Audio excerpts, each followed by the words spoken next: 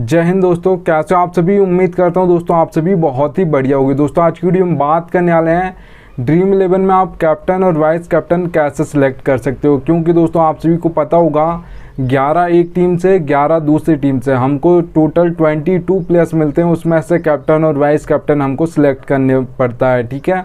तो वहाँ पर बहुत ज़्यादा चांस होता है कि मतलब किससे बनाए कैप्टन आज के मैच में। तो सब कुछ बताऊंगा आप कैसे बिल्कुल सही कैप्टन और वाइस कैप्टन सेलेक्ट कर सकते हो। क्योंकि दोस्तों ग्रैंड लीग में जिसकी भी फर्स्ट रैंक आती है उसके कैप्टन और वाइस कैप्टन हमेशा सही होते हैं, इतना याद रखिएगा, ठीक है।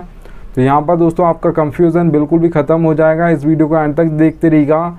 देखिएगा दोस्तों, आगे बढ़ूँ उससे पहले बोल रहा हूँ, अगर आप टेलीग्राम पर नहीं जुड़े हो तो याद से जुड़ जाइएगा दोस्तों। क्योंकि फैंटेसी में आपको 100 से ज़्यादा चैनल्स देखने को मिल जाएंगी। सब आपको प्लेयर्स के स्टेट दिखाकर कंफ्यूज कर देंगे। इसे भी रख सकते हो, उससे भी रख सकते हो। आपका भाई आपको बिल्कुल भी कंफ्यूज नहीं करेगा, इसलिए यहाँ से टेलीग्राम पर जुड़ जाइएगा। मैं लिंक दे दूंगा, वहाँ से जुड़ सकते हो, ठीक है, याद रखिएगा। चलिएगा, तो सबसे पहली दोस्तों जो आपको टिप यहाँ पर फॉलो करनी है वो याद रखिएगा।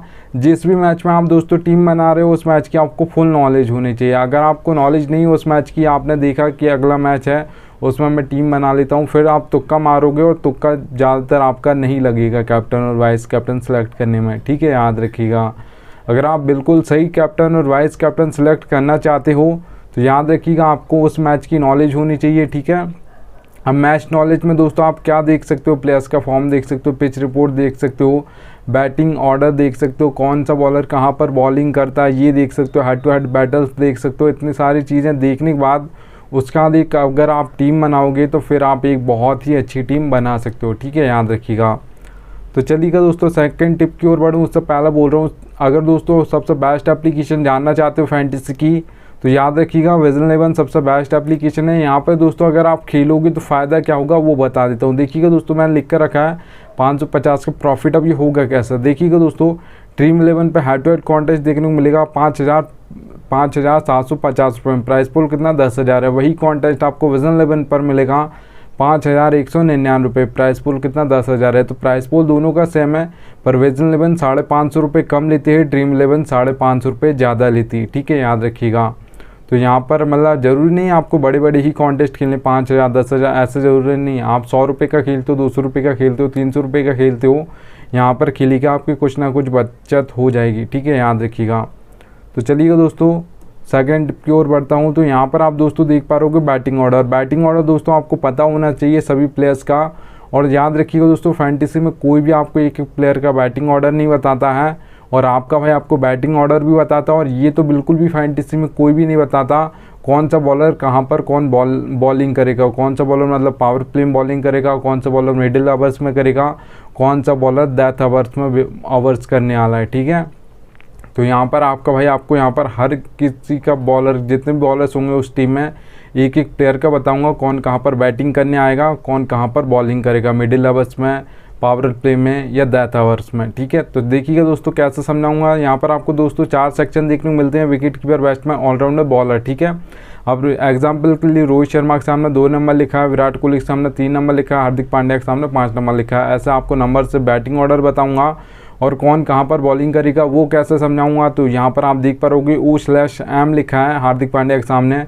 अगर T20I की हम बात करते हैं, हार्दिक पांड्या बॉलिंग कहाँ पर करते हैं, पावर प्ले में 1 ओवर डालते हैं, मिडिल में 1 ओवर डालते हैं, क्योंकि 6th ऑप्शन होते हैं ज़्यादातर, ठीक है। अगर दोस्तों यहाँ पर आपके 4 ओवर डालने वाले, ठीक है, तो फिर वो पावर प्ले में 2 ओवर डालते हैं, मतलब ओपनिंग ओवर्स में 2 ओवर डालते हैं पावर प्ले जिसे आप बोलते हो, और मिडिल ओवर्स में 2 ओवर डालते हैं। डेथ में बॉलिंग नहीं करते हैं हार्दिक पांड्या, बहुत कम चांस होता है, कभी कभार 1 ओवर डाल दें, ठीक है, याद रखिएगा। एक और एग्जांपल ले लेते हैं। तो आप भुवनेश्वर कुमार के सामने देख पा रहे हो दोस्तों O/D लिखा है, ओपनिंग में 2 ओवर डालते हैं, ठीक है। अभी SRH से खेलते हैं, पहले इंडिया से भी खेलते थे तो भी इंडिया की ओर से भी ऐसे ही बॉलिंग करते थे, पावर प्ले में 2 ओवर डालते थे, 2 ओवर डेथ में डालते थे, ठीक है। अब SRH से कहाँ पर डालते हैं, वहाँ पर भी दोस्तों ऐसे ही करते हैं, पावर प्ले में 2 ओवर डालते हैं और 2 ओवर डेथ में डालते हैं। मिडिल ओवर में दोस्तों कभी भी किसी बॉलर को अगर लगाया जाता है तो याद रखिएगा तभी लगाया जाता है, कोई बल्लेबाज सेट हो गया हो, आउट ना हो रहा हो, तो फिर एक्सपीरियंस बॉलर को 1 आध ओवर दिया जाता है, ठीक है, याद रखिएगा। तो आपको एक एक प्लेयर का बताऊंगा कौन सा बॉलर पावर प्ले में करेगा, कौन सा मिडिल में करेगा, कौन सा डेथ में करेगा, ठीक है। O का मतलब ओपनिंग या पावर प्ले बोल सकते हो, M का मतलब दोस्तों मिडिल, और D का मतलब डेथ ओवर्स, ठीक है, याद रखिएगा। तो चलिए दोस्तों, अब यहाँ पर कैप्टन और वाइस कैप्टन दोस्तों अगर आप बना रहे हो, किस जितनी भी आप ग्रैंड लीग की टीम बनाते हो, 5, 6, 10, 20 जो भी आप टीम बनाते हो, देखिएगा दोस्तों कुछ लोग ऐसा करते हैं कि कैप्टन और वाइस कैप्टन मतलब एक कैप्टन मतलब सेम कर देंगे, वाइस कैप्टन चेंज कर देंगे। तो ऐसा आपको नहीं करना है। आपको हर टीम में जितनी भी आप टीम बना रहे हो उसमें कैप्टन और वाइस कैप्टन चेंज कीजिएगा। क्योंकि दोस्तों अगर आपका एक वो कैप्टन फ्लॉप हो गया तो आपके वाइस कैप्टन मतलब चेंज है, पर वहाँ पर बहुत कम चांस हो। अगर आपका कैप्टन फ्लॉप हुआ तो फिर आपकी जो एंट्री फीस है वो भी नहीं आएगी, ठीक है। तो फिर आप ऐसा लॉस में चले जाओगे। इसलिए याद रखिएगा, मतलब फिर आपकी बहुत जितनी भी टीम्स होंगी वो एक साथ सारी फ्लॉप हो जाएंगी, क्योंकि आपके कैप्टन और वाइस कैप्टन गलत हो जाएंगे, ठीक है। तो याद रखिएगा, आपके कैप्टन और वाइस कैप्टन हमेशा सही होने चाहिए ग्रैंड लीग में, तो ही आपका चांस बनता है कि ग्रैंड लीग में आपकी फर्स्ट रैंक आ सकती है। अगर आपके 2 प्लेयर ऐसे लग रहे हैं जो आपको लग रहा है ड्रीम टीम में नहीं आएंगे, तो भी आपकी ग्रैंड लीग में फर्स्ट रैंक आ जाएगी। पर अगर आपके कैप्टन और वाइस कैप्टन गलत हो गया तो फिर आपकी ग्रैंड लीग में फर्स्ट रैंक नहीं आएगी कभी भी, इतना याद रखिएगा, ठीक है। तो आपको हर टीम में जितनी भी आप टीम बना रहे हो उसमें कैप्टन और वाइस कैप्टन आप सभी को चेंज करना है, ठीक है, याद रखिएगा। फिर देखिएगा दोस्तों, अब मैं बता देता हूँ आप सभी को कैप्टन और वाइस कैप्टन आप कैसे सिलेक्ट कर पाओगे। देखिएगा दोस्तों, 22 प्लेयर्स हमको मिलते हैं कैप्टन और वाइस कैप्टन बनाने के लिए, ठीक है। मैं इम्पैक्ट प्लेयर की बात नहीं कर रहा हूँ, ड्रीम 11 की, ठीक है। तो यहाँ पर मैं कैप्टन और वाइस कैप्टन की बात कर रहा हूँ। 22 11 यहाँ से, 11 दूसरी टीम से, तो 22 हो जाएंगे। तो वहाँ से देखिएगा दोस्तों, अब हमको मतलब ऐसा लगता है, हर किसी को लगता है, पर सब कैसे सेलेक्ट करते हैं कि जिससे सब बना और उसे हम बना देते हैं, जबकि उनको लगता सही है और फिर बाद में वो सोचते हैं यार कि मुझे तो यही लग रहा था पर मैंने सबके अकॉर्डिंग बना दिया, ठीक है। ये गलत बात है।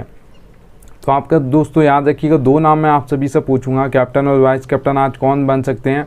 तो आप नाम तो बता दोगे पर बहुत कम चांस होगा कि वो सही निकल जाए, क्योंकि 2 ही नाम बता रहे हो 22 प्लेयर्स में से। पर मैं आपसे वहीं 6 नाम पूछूंगा, तो आप जो 6 नाम बताओगी बहुत ज़्यादा चांस होगा कि मतलब उसमें से कैप्टन और वाइस कैप्टन निकल जाएँ, ठीक है, याद रखिएगा। क्योंकि आपने दोस्तों देखा होगा कि 22 प्लेयर्स तो मतलब परफॉर्म नहीं करते हैं सारे के सारे।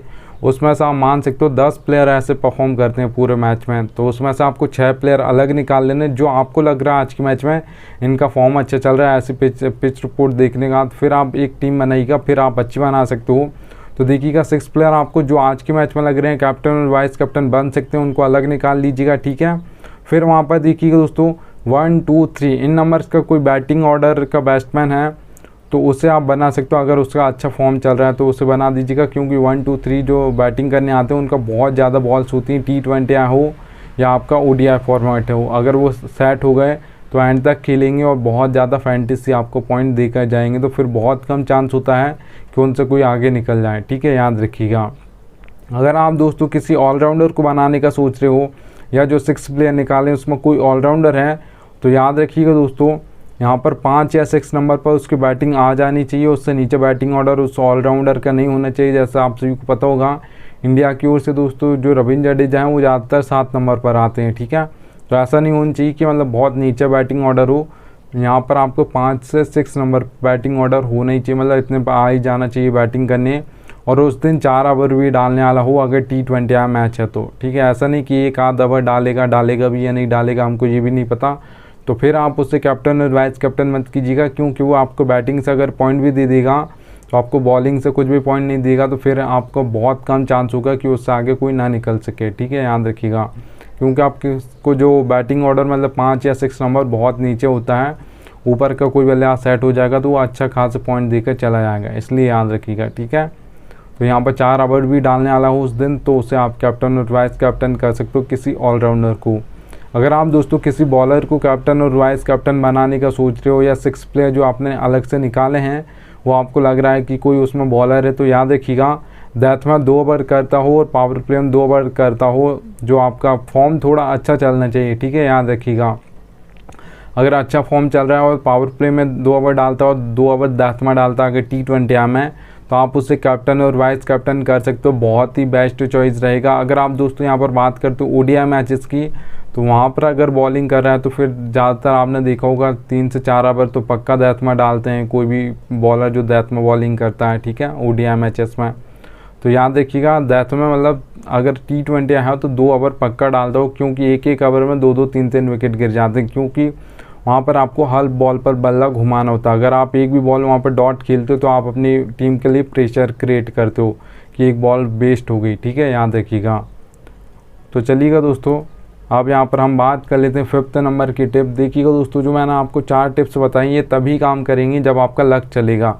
ये रियलिटी है दोस्तों फैंटेसी की, पर कोई बताता नहीं है आपको रियलिटी बता रहा है, इतना याद रखिएगा। अगर आप कोई सा भी कॉन्टेस्ट खेलते हो फैंटेसी में तो उसमें लक ज़रूर चाहिए होता है आपको, इतना याद रखिएगा, ठीक है। मैंने लिख कर रखा है नीड लक, ज़रूरत पड़ेगी आपको लक की। हेड टू हेड कॉन्टेस्ट खेलते हो, स्मॉल लीग खेलते हो जिसमें 3 से 4 मेंबर कॉन्टेस्ट होते हैं, मेगा ग्रैंड लीग खेलते हो तो वहाँ पर भी लक चलता है।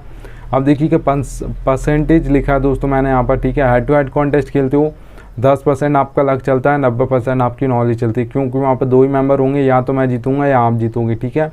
तो अगर 10% आपका लक साथ दे और आपको अच्छी खासी नॉलेज है फैंटेसी की तो आप head to head contest easily जीत सकते हो, ठीक है, याद रखिएगा, क्योंकि वहाँ पर 2 ही मेंबर होते हैं। अगर दोस्तों यहाँ पर हम बात करते हैं स्मॉल लीग की, तो जिसमें 3 से 4 मेंबर कॉन्टेस्ट ज़्यादातर होते हैं, और भी होते हैं पर ज़्यादातर 3 से 4 मेंबर कॉन्टेस्ट होते हैं। तो वहाँ पे दोस्तों देखना होगा आप सभी को।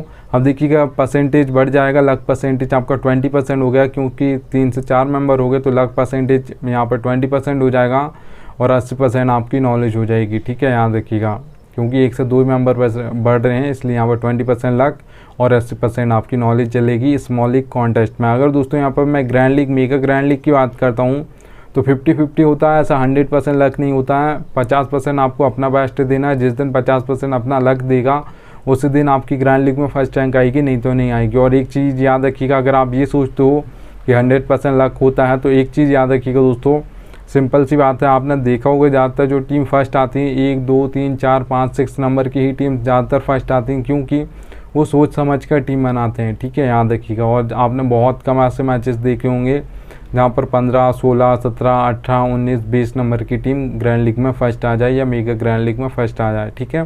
तो ज़्यादातर जो फर्स्ट आती हैं वो 5 से 6 टीम नंबर की टीम्स आती हैं, क्योंकि वो सोच समझ कर थोड़ा बनाते हैं और थोड़ा उनको लक भी चाहिए होता है। ये रियलिटी है फैंटेसी की, पर बता रहा हूँ, ठीक है, पर और कोई नहीं बताएगा, इतना याद रखिएगा, ठीक है। चलिएगा दोस्तों, थैंक्स एंड एंड आ चुका है। उम्मीद करूँगा आपको थोड़ी सी भी वीडियो पसंद नहीं हो तो याद से टेलीग्राम पर जुड़ जाइएगा। मिलता हूँ आप सभी से नेक्स्ट वीडियो में, तब तक के लिए जय हिंद।